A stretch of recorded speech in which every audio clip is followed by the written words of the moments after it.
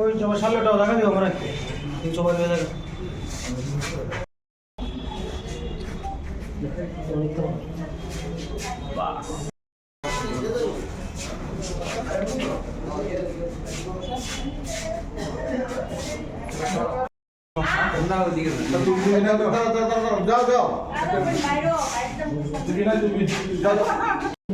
নমস্কার, আমি গুরুকুল আগরতলা ইংলিশ মিডিয়ামের প্রিন্সিপাল বলছি।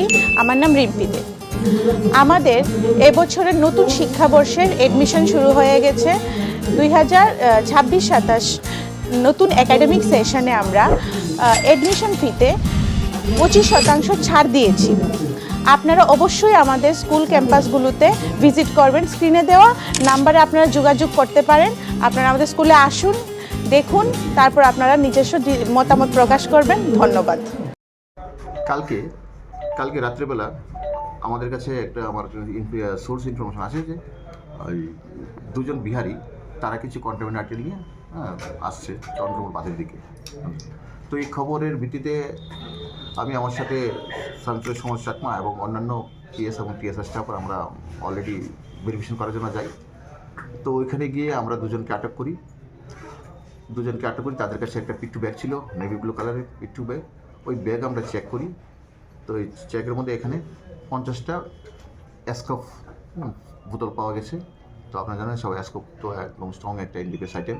তো অ্যাকর্ডিংলি আমরা অ্যাসকপ সিরাপ সিজ করি এবং দুজন ব্যক্তি তারা বিহারের নালন্দার এলাকার বলেছিল, তাদেরকে আমরা অ্যারেস্ট করি এবং স্পেসিফিক এনডিপিএস কেস নিয়েছি।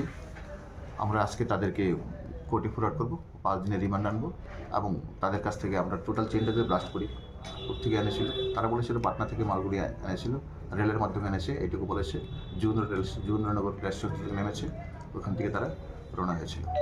তো বাকি কোথায় নেবে, এই সাথে কার যুক্ত আছে, টোটাল চেনটা ব্লাস্ট আমরা জিজ্ঞাসা করছি। ইনভেস্টিগেশন স্বার্থে আমরা কিছু বলছি না। তো হবার 5 দিনের রিমান্ডে আমরা বাকিগুলো ক্লিয়ার করবো। টোটাল কতটা কফ সিরাপ নিয়ে এসেছিল এবং তারা কোন জায়গা থেকে নিয়ে এসেছিল এবং কোথায় যাওয়ার প্ল্যান ছিল? ওইটাই বললাম, টোটাল 50টা অ্যাসকপ সিরাপ ছিল। ঠিক আছে, তারা এখন তো জিজ্ঞাসা বলছে তারা পাটনা থেকে মালটা নিয়ে এসেছিল, রেলে নিয়ে এসেছিল, যুগেন্দ্র রেল স্টেশনে তারা নেমেছে, ওইখান থেকে তারা। হ্যাঁ, ইয়েস। একজন হলো অজয় কুমার আর বলদরিয়ার, ওইখানে তারা ছিল বিহার নালন্দা এলাকার।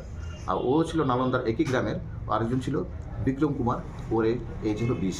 দুজনেই বিহার নালন্দা এলাকার। স্যার আরেকজনের নামটা কি? প্রথম জন একজন হলো অজয় কুমার, উনি মানে আজ অ্যাপ্রক্স 50। আরেকজন হলো বিক্রম কুমার, এজ অ্যাপ্রক্স 20। দুজনেই বিহার নালন্দা এলাকার লোক। আচ্ছা, কফ সিরাপগুলো বাজার মূল্য কত হবে? দেখুন, এটাই একটা টাফ কোয়েশন। কেউ বলছে এখন আজকাল একটা কফ সিরাপের 150 টাকা, তো সেই হিসেবে 50টা যা হয় 75,000।